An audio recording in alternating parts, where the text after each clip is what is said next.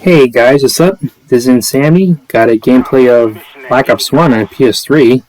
Well, yes, people are still in fact playing Call of Duty games that came out a decade ago, and on an older generation console at that. 1,000 players online on Black Ops 1 is a surprising number to work with, though naturally the only game people are playing is TDM, and I only ever had 2 possible lobbies to connect to when I went to play Black Ops 1 briefly. I actually went back to my PS3 after I discovered my old Elgato capture card that I used to record the PS3 with. The Elgato HE60 capture card that I currently use on my PS4 does not work with the PS3, so there's still value to keeping the old Elgato capture card around. Plus, they haven't abused my slim PS3 enough, so I can always play old PS3 games I never got around to, such as Tales of Xillia 2. I have a new 4TB external storage device, and I wanted to record and save all my best gameplays from every Call of Duty I've played onto it.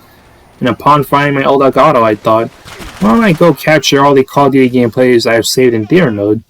Black Ops 1 theater mode only has 6 slots to work with, which is unfortunate, but that just means fewer gameplays I need to re-record, and most of the slots contain some really nice gameplays, such as sniper gameplays. Plus, every one of the gameplays featured a gold gun, so that's definitely still something. Some of those have already been re-recorded and uploaded onto my channel with HD Redux entitled, but I deleted those videos off my computer, so naturally I had to re-record them for the sake of placing them in my external storage.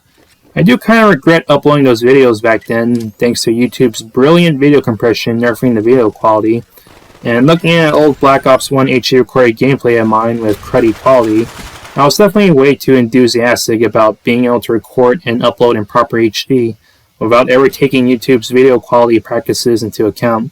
So after recording my Black Ops 1 theater stuff, I was curious about hopping onto multiplayer and was surprised to find some people playing, and I was itching to get some gold MP5K action after I uploaded my Black Ops Cold War video with the gold MP5, and just wanted to go a bit non-sniper for a change.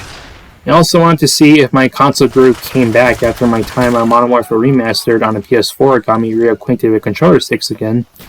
But there were a couple things I noticed on my time back on Black Ops 1. First thing I noticed was that my sensitivity was set to 4 the last time I played Black Ops 1, which is considered high sensitivity in Black Ops 1. And it was so damn sensitive that I had no idea how I ever played on high sensitivity back then. So for that, I bumped it down to 3s, which was a nice happy medium between being slow enough to not complicate my aiming, but still reasonably fast enough to turn around, as well as have aim assist catch up my targets. Second thing I noticed was that the grenade arcs are apparently a lot lower than I remembered.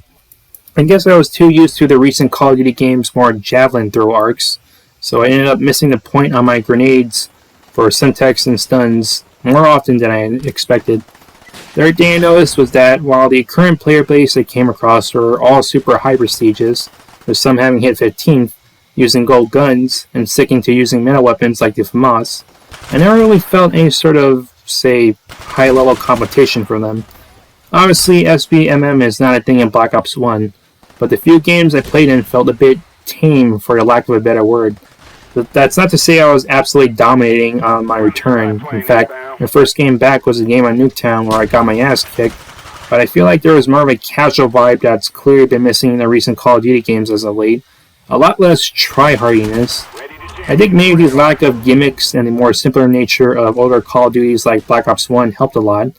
For this game, I only go 22-6, but I'm mostly satisfied getting some good enough gold MP5K action and at least some anecdotal proof that I was able to adapt back to controller sticks. Plus, I had fairly competent teammates, so it wasn't as though I was expecting to hog most of the kills to myself. I'm also happy to have at least gotten a Blackbird, and it's been so long since I legitimately felt I earned my kill streaks, and I earned it without needing to camp, abuse gimmicks like specialist weapons, or hoping for a magic lobby with pitiful opposition. Nothing but just moving around and playing it smart based on the map and spawn behavior.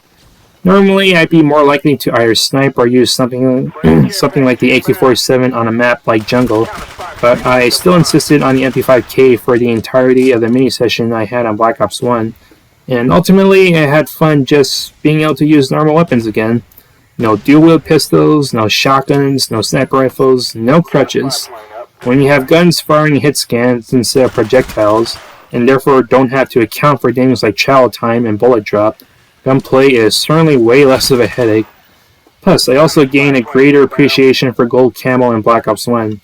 I remember back then making one commentary video where I dissed the Black Ops 1 gold camo, but looking at how gold camo looks in all the other shared Call of Duty games since then, Black Ops 1 gold camo definitely looks pretty cool, and it covers a lot more of the gun.